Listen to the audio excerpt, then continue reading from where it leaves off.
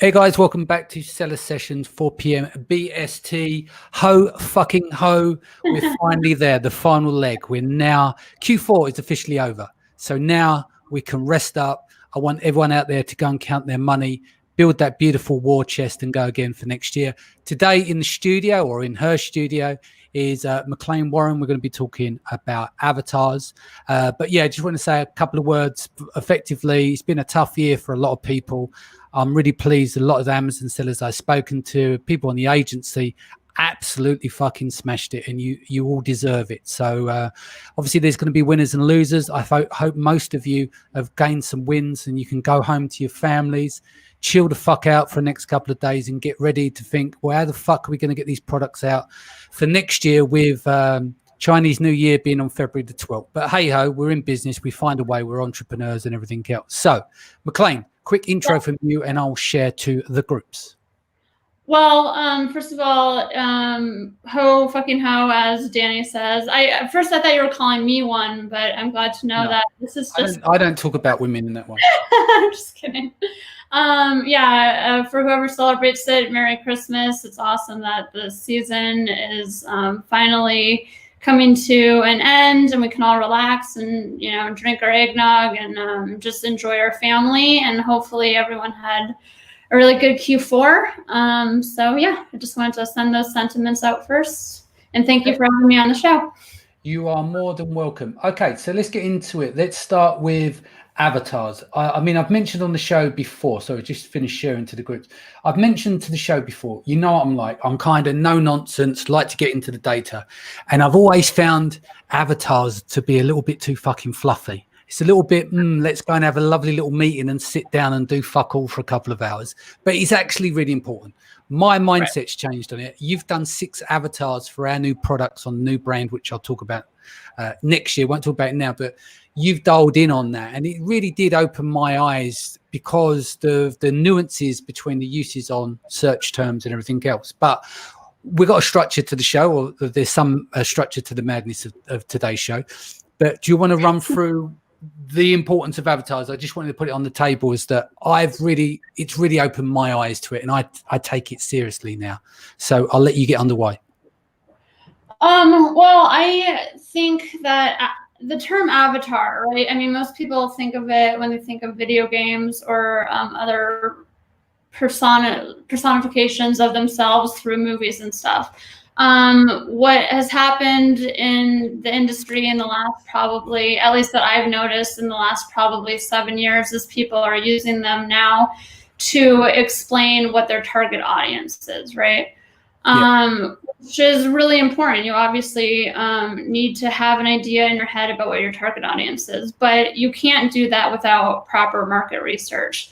So a lot of this stuff goes hand in hand for me. And one thing that you said about it being kind of fluff and not really data driven, I would argue that to some degree, because if you are getting your avatar proper and you really are trying to get your audience down to fine tune in the right niche that you want, it is data driven, right? Because you have to do the research first. So the first thing I do, you know, I've done a lot of avatars for people in the past. And the first thing I look into when they start a product is obviously understanding what the product is.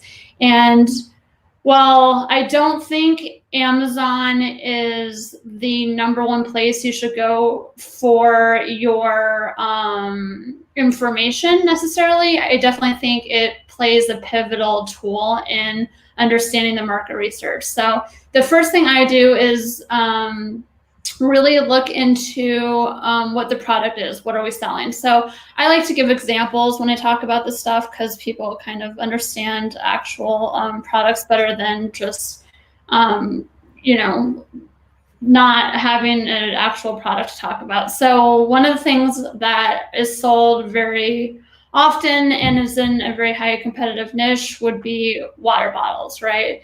Everyone drinks out of a water bottle. I don't know many people that don't, but what I do know about water bottles is as common as they are and as many people as drink out of them, people are very specific about what they like, right? So Danny, I'm actually just going to ask you, I know that you're a big advocate for working out. I know you've been in the gym a lot. What do you look for in a water bottle? What's really important to you?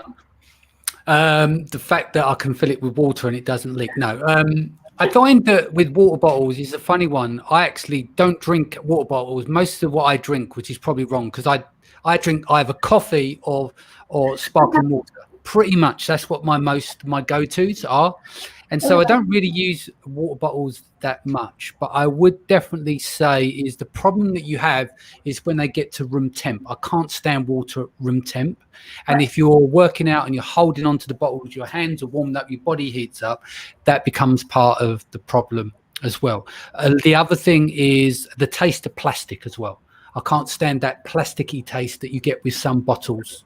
As well. Obviously, you've got the opportunity to add metal bottles, but going back to your point on bottles themselves, I've had lots of clients where you always get that, yeah, we've got 3,500 bottles in stock. We kind of overlooked things here, and we basically said the best way of getting rid of those is liquidation through Amazon at 50 cents or 25 cents a unit or where it is. But the thing is with water bottles, and you're advertising on Amazon, you can't just go after the water bottle keyword because everything is like it's free postage and it's done by merchant fulfilled, and they're paying cents on the dollar for these bottles, and so you can't compete. So if you come out with a lovely bottle on Amazon, like a really nice designed one, you can't use that keyword because the average price point is just nowhere to be seen. So you're never going to be able to sell someone a $20 bottle, which is beautifully crafted, and you can infuse it with fruits and stuff. So anyway, going off on a ramble, but yeah. No worries. But that brings you to a point is a lot of, and I can speak because I've seen bottles like this where, you know, obviously differentiation is really important.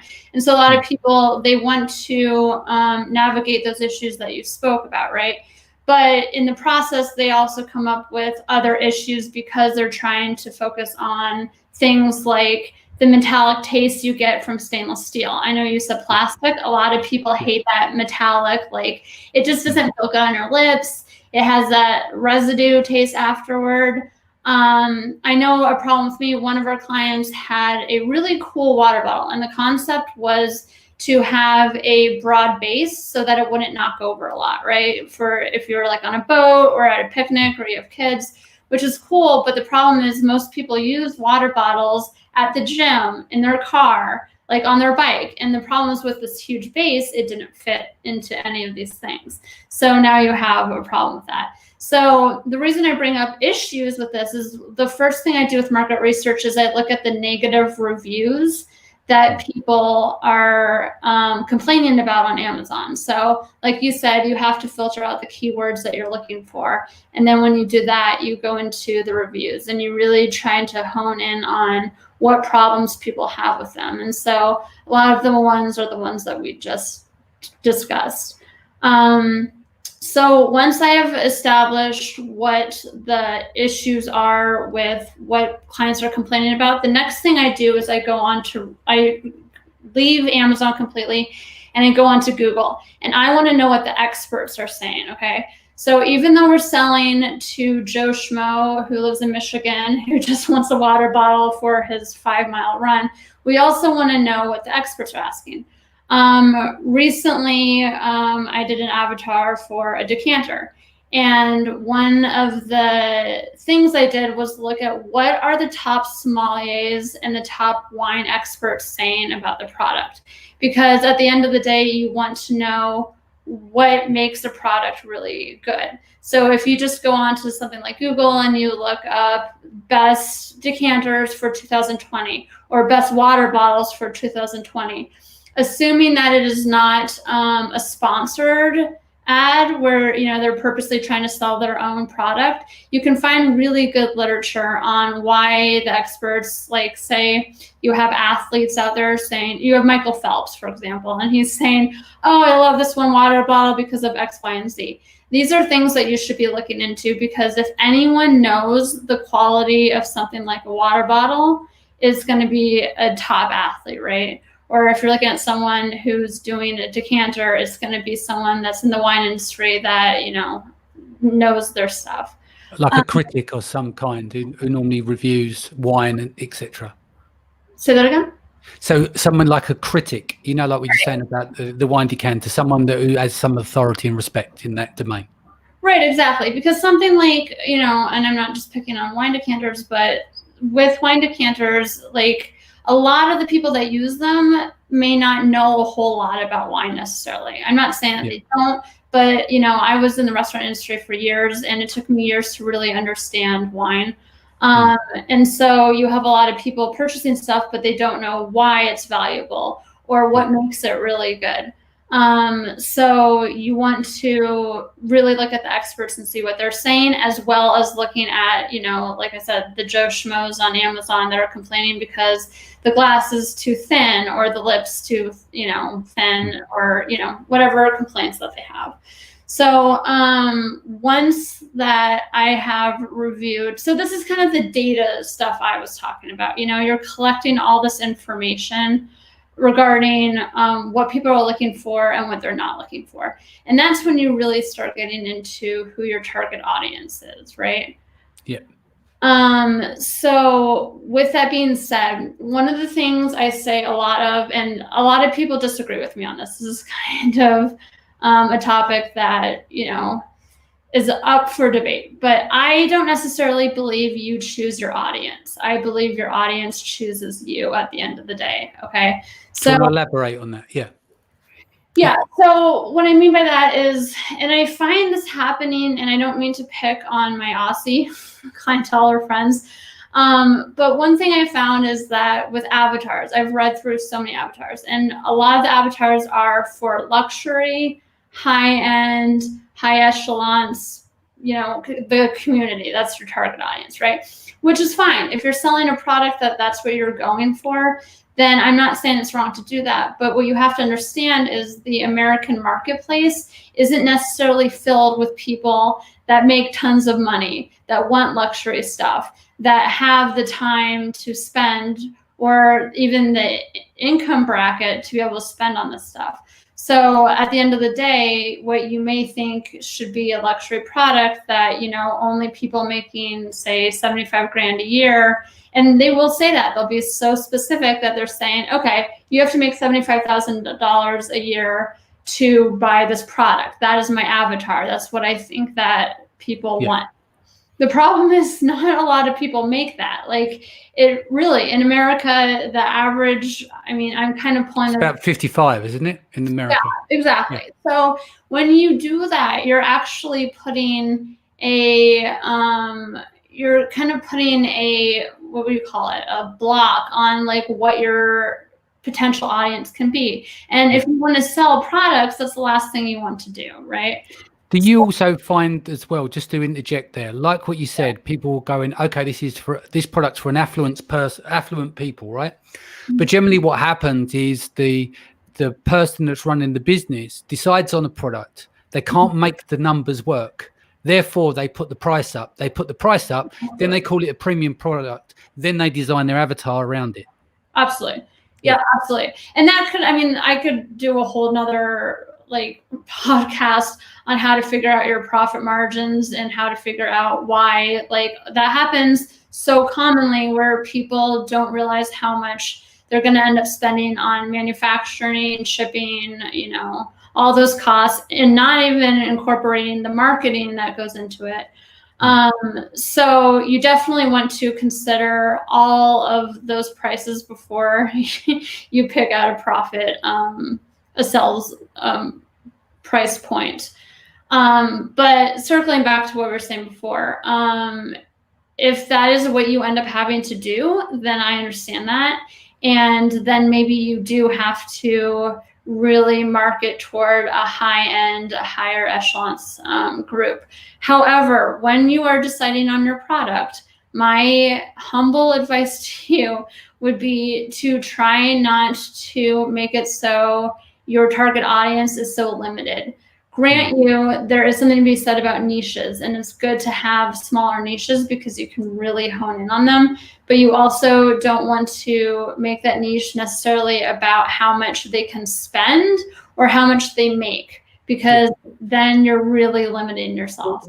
But one way of selling that in to try and maximize that is, you know, we're talking about UK, Middle America, wherever. It's like the keeping up with the Joneses, right? So everyone wants to be aspirational and they're buying things that they can't afford. Everything's on tick, right? And they go through and get paid on a monthly basis and they live from one pay rise to another.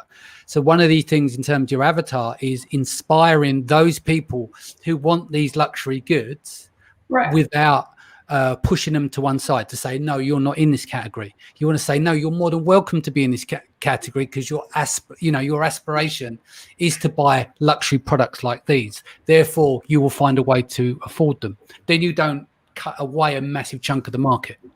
Right. And I think it's also important to know what kind of products people are willing to spend a lot of money on too, right? Yeah. I mean, like, even if you make 30 grand a year, there's plenty of women out there that are willing to spend a lot of money on skin products and hair products because, you know, looking beautiful and, you know, looking fresh and youthful is so important and ingrained in our society that people are willing to do that. So there's definitely nothing wrong with selling at a higher price or trying to convince your audience that they are, I don't want to say lucky, that they deserve it. I think deserve is the right word, is to say, hey, you know, like, you're worth it. Yeah. Like L'Oreal. Yeah. Like, you work your butt off. Like, yeah, maybe it's more than you want to spend, but you are worth it and you deserve it. So I think that is definitely a good avenue to take when discussing how you're going to come up with your avatar. Yeah. One thing I like to do instead of shifting it on the target audience, I like to personify my product so that the product ends up being talked about like it's a real person. And one company that really that's known for doing this, they call it Humaning. And I'm like looking at my notes right now to find out exactly what the brand is called, but it's essentially the people that make the Oreo company. It's not Nabisco, by the way.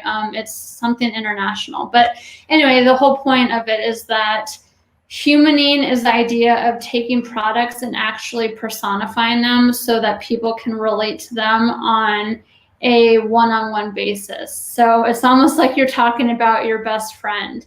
And one example of that is if you talk to Steven Selikoff, he used to work for Microsoft, and he would say that the products, like any of the games they put out or any of the products, they never talked about them like they were products. They actually talked about them like they were people and that they had roles in life.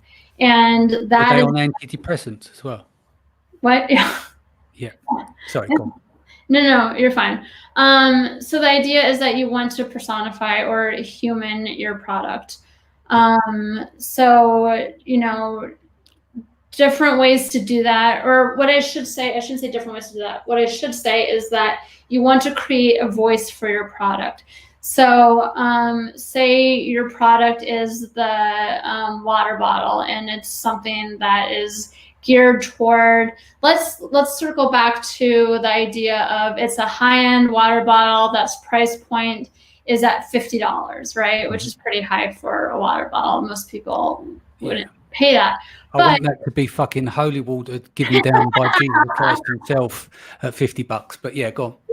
But let's just say like that's your price point. And you are geared at making sure that people understand that health is something you can't buy, right? Like, let's go with that. Like, you know, and I know you're a huge advocate for being healthy and optimizing, you know, what you have. And so, but that's when I'm not speaking at conferences and out on the road and on the piss, because we're on lockdown. Suddenly I'm all like into my health stuff. So go on. Right. But if you're optimized, if your whole thought process behind it, if your whole selling point is health, you can't buy health. It is something that is intrinsically something that you need to enjoy life, to enjoy vacations, to work, to enjoy your family. All these things you need health in order to do it. So if you take that standpoint and you backtrack it to, okay, what supplies or supplements or what kind of things do you need to optimize that health, then you can take this $50 bottle, and you're not selling a bottle anymore. You're selling a lifestyle. You're selling a dream. And once you've sold that dream, then, you know, your audience has expanded. You can now sell from people that do make a little less than you were originally intending them to, as well as the people that, you know, $50 is nothing for a bottle. And you will find more success with that. But even more to the point is that when you personify that and you make that dream something that's reachable or applicable, then people will not just like the product, they'll like your brand. And then you get into branding. Suddenly your brand is all about health. And then you can sell all kinds of stuff under the health category, because that's what people are connected to you with. You've humanized that process. Yeah. I've got a question for you. What about if there's, how do you dial in when you're doing your customer avatar? Let's just say you've got a selection of products. They are kind of all fit into the category, but you could have products that are more feminine and more masculine. How do you develop an avatar where you've got independent avatars for each of those products under the same product group? But how do you blend those two avatars together for the branding part? Because you've got, like, imagine the Venn diagram. You're bringing these together. So you could have two boxes, one female, one male, right? So two different audiences, similar kind of products, similar kind of uses, but two different avatars for each of these products because of their demographics, right? And then how do you marry those together underneath so it becomes the brand, if you like? Well, I mean, I think if we're going to stick with the water bottle analogy, I think specifically people that are, you know, and again, you have to go into, okay, who's my target audience? Like, are they in their 20s and single? Are they 40s and, you know, just trying to optimize their health with their partner? You know, there's all different kinds of people purchasing water bottles. So when you, I mean, there's two ways you could go about that one. One, you could kind of make it about female empowerment and being strong on your own as a female, and how being healthy and strong and using the right products for that will kind of make you a better and stronger person. With males, you could kind of go that same route. I don't know that men as much. With men, the strong part's going to be more on the physical side, whereas the women is going to be more emotionally strong, a mental side. But when you bring that yin and yang together, then you can kind of mesh it and say, okay, this is going to make you stronger physically, mentally, emotionally, spiritually, you know? Or if you're a married couple, then you can also sell the idea of, oh, you want your spouse to be at their best and you want them to be their healthiest. So, you know, you can either sell it as a gift for your significant other, or you could sell it as, oh, like these products together will kind of mesh and make you a powerhouse couple that has, you know, really embraced their health and their vitality. Yeah. Cool. So how, if we were to walk through these step by step, walk me through the creation of an avatar. So for people that listen, they've got the general idea, understanding and putting these together, but what would be your walkthrough process for the end, for the listeners to take home with them? I'm sorry, I didn't hear the last part. For everyone listening in the playback on the podcast, how would you roll this out in terms, if you was describing, here's the steps I take to build an avatar, what would those steps be? So step 1, step 2, step 3, step 4. Right. So again, they kind of blend together, but let's just say you already have your product, right? Even though I do believe that you should have your avatar, I think you should be building your avatar along with your product. I think a big mistake people make is that they have their product and then they think, oh, who's going to be my target audience? I don't think that works very well. I think you are more likely to find success if you do kind of the steps I explained before, which is when you're deciding on your product, you're also, because you're doing the market research anyway, right? Like you're already on Amazon, you're looking at the competitors, you're hopefully looking at their positive and negative reviews, right? So that would be like the first thing I would say is look at the positive and negative reviews, do a list of pros and cons, why people like this product, why people don't like the product. While you're doing that, also pay attention to who's buying it. Like, is it men? Is it women? I know that Amazon. Yeah, because that's the point on reviews. People look for the negatives and the positives, right? So they use the negative reviews, go to their factory and say, we need to improve on all these points here. But is it a woman buying for a woman as a gift? Is it a woman buying for a husband? Is it a man buying for himself? Is it a woman buying for there's so many different variants there, which is really important. Going back to some glasses we've spoken about in the past. I think we were talking about champagne glasses, and you was telling me on champagne glasses, like they're a masculine and feminine. So you could have going after certain keywords for say champagne glasses or champagne flutes or the variants on those search terms, but then you'll present it to an audience of males, and really it's the female version of the glasses, which is the difference between being more squared off to round. Could make a big difference in the make or break of your product as well.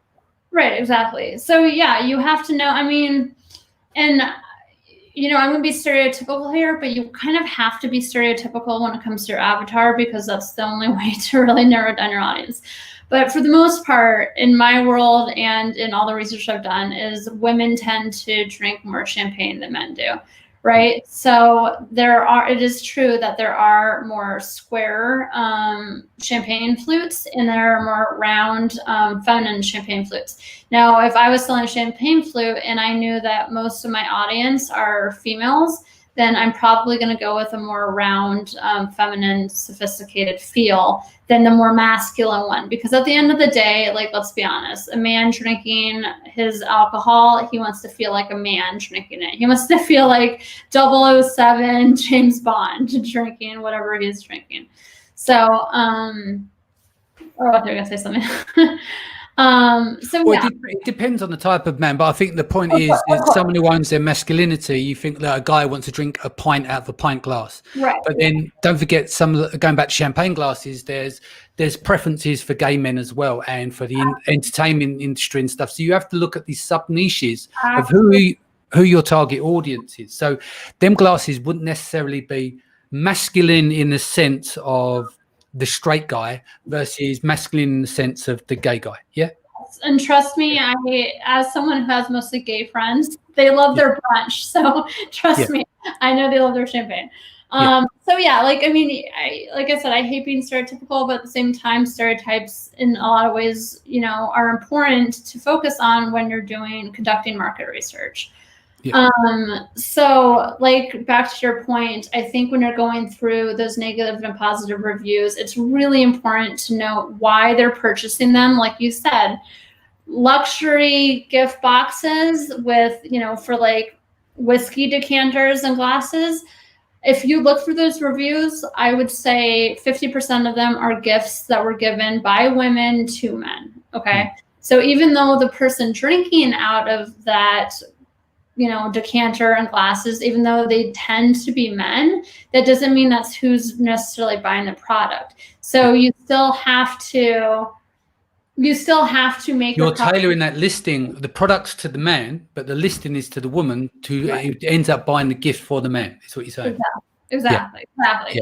So yeah, you'd almost want to have a bullet in there or some kind of description saying, you know, how much, you know, your significant other will like lavish in the, you know, gift that you're giving, and he'll appreciate it for years to come. You know, like, that's a selling point, that if I'm giving a gift to someone, then I want them to appreciate, like, that I gave it to them and remember me by it. So it's just stuff like that. It's paying attention to those small things. So that would be the first thing I would look at.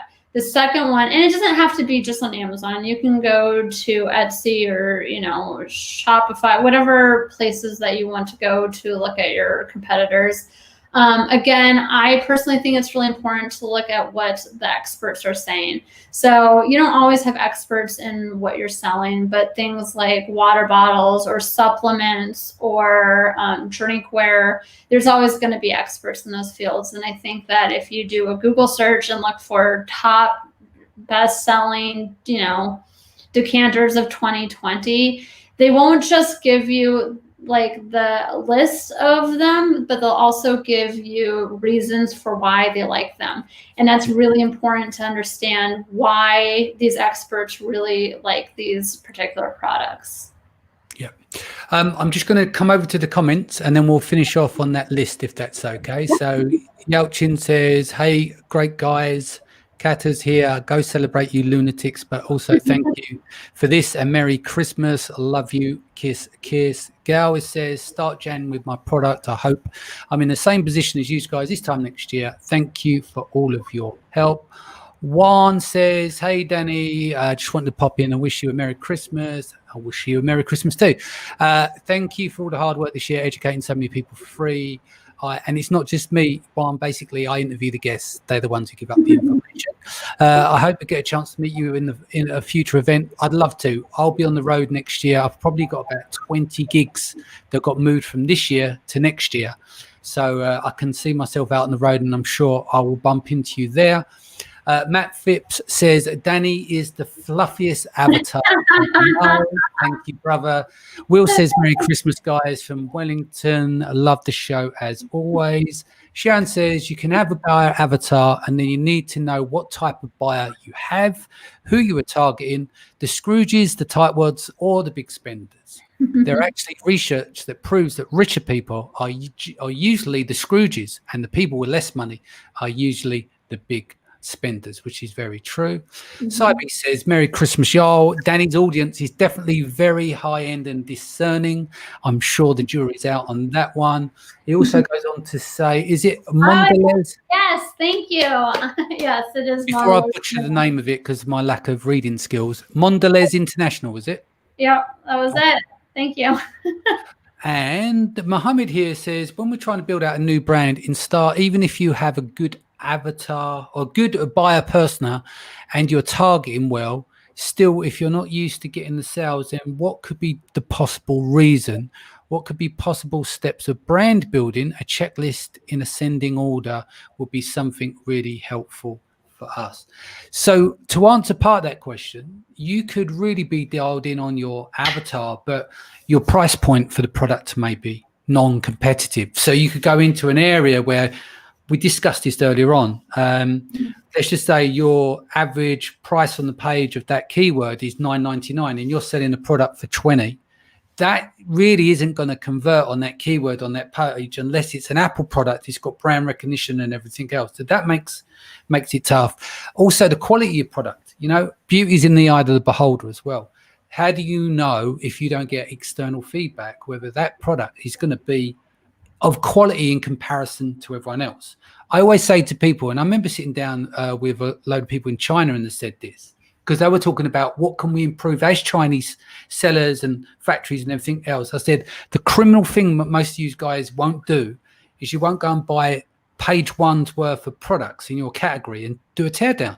Go and buy the top 10 products and then compare all the quality and stuff. I said, I don't know why you guys don't do that. And they did kind of take it on board, but I think it's really important because a lot of people will get samples in isolation and they'll compare them to their previous samples that they got sent. What they're not doing is comparing them to the actual products that are in the marketplace. And I think that's a big failure on people as well. So you can be really dialed in on your avatar, good keywords and stuff, but your product's not popping. It doesn't set the world alight. It's not attractive enough to the end customer. Well, anyway, circles back to you with brick and mortar. You can pick up a product, you can smell it, you can feel it. Like if it's a bag, like you can actually go through it and see if it's something that you can use. Online buying, you don't have that ability. You can only buy with your eyes. So your second set of eyes are the reviews, right? Those are the people that are telling you what to expect. So in order for you to sell a product at a higher level than your competitors, not only do you have to have a point of differentiation that makes it worthwhile to spend that money, but you also need those reviews that are social proof that it is a high quality product that you're going to want. Yeah. Cool. Before we go, what else have we got to cover off on your list? There's not like tons. I mean, I went through all the main stuff. I think another thing that I find really important is finding a voice for your company, your brand, and your product, and not veering away from that. So when you are starting a brand, you know, you're going to be doing all kinds of things like sending out emails, you're going to be sending out, you're going to be doing listings, you're going to be doing web page copywriting, you might even be doing pitch decks and stuff like that. My advice is to maintain the same voice throughout all of that and not change it based on what you think your audience is going to be, because consistency is so important, and people want to know that they can rely on your brand. So if you have someone going from your emails, you know, your follow-up emails, to your listing, to your web page, you know, all that stuff, you really want to maintain that same voice. And that goes back to personifying your product and it having its own actual personality and personification. Yeah. Cool. All right. What is the best way for people to reach you? For maybe you do some avatars for them? Yes, I would love to. We do offer copywriting services. My name is McLean Warren. The company is liaisonmarketing.com, spelled LIAZON marketing.com. Or you can find me on Facebook pretty easily. Cool. Okay, thanks guys. Bella will be joining you here on Monday, or then we'll return back to normal right up to New Year's Eve next week.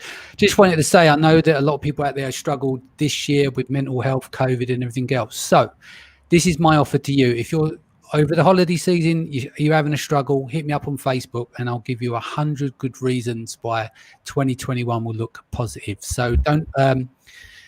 if you're home alone and you want to speak to someone, I'm about, just hit me up through Facebook. I'm happy to chat and get you back on the right track and support you.